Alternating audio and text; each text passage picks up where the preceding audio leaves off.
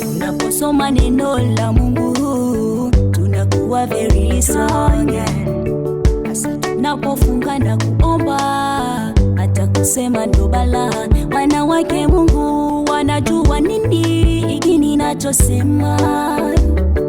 Kuna raha yote kwa kumtumaini huyu wetu Muumba. Yeye yuwai uwapa uwai wanaouchagua uwai. Yeye yuwai uwapa uwai wanaouchagua uwai.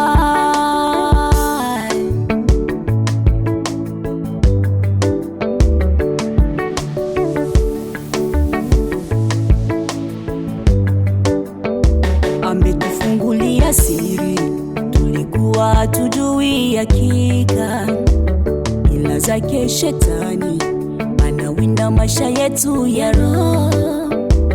Hivi nilivyo mimi nawe sio wa maisha ya mwili, ikiwa shetani alali anawinda asa maisha ya roho. Siri zote utazijua unapolisoma neno. Ni nani mwingine hakuzuie usijelisoma neno? Neno lake Bwana ndiyo mwongozo wa kutuongoza, wapi tuelekee. Imani yetu kwake tuiweke, japo giza nene mbele tutashinda.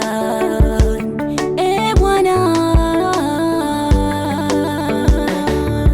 unaposoma twasikiliza sauti ya Jesus, aliyekomboa watu wake na dhambi zao. Jesus, aliyejua atoka kona endako. Jesus, aliyeahidi watu kuishi mileleni. Jesus, asiyekawia kutimiza ahadi zake. Jesus, aliye nao uzima mikononi mwake.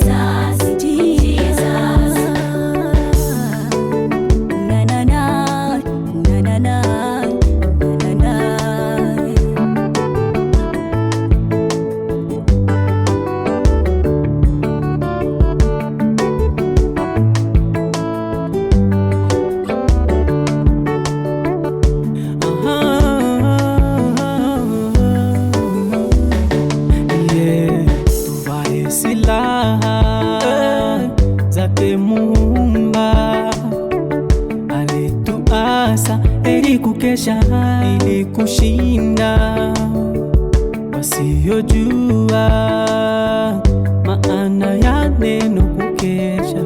Ni kulisoma neno la Mungu, kufunga nako kuomba.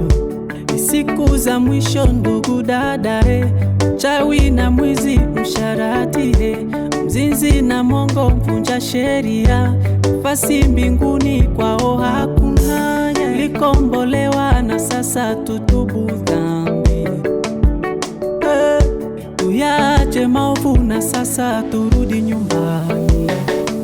Ilikuwa tufe kabisa, ila Yesu alitufia, lengo kutuinua wana, tukapewa nafasi tena, tufanye hima tumrudi Bwana. Yeye aliyetukomboa hivi punde atatujia, ilikuja kutuchukua.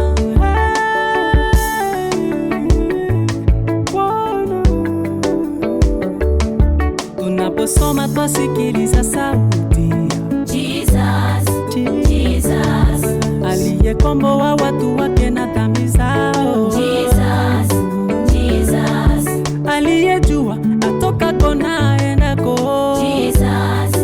Jesus, aliyeahidi watu kuishi milele. Jesus, asiyekawia kutimiza ahadi zake. Jesus, aliye nao uzima mikononi mwake. wake. Jesus, na na na na na na na na, you are Jah, Bwana, you are Jah, you are Jah, you are Jah.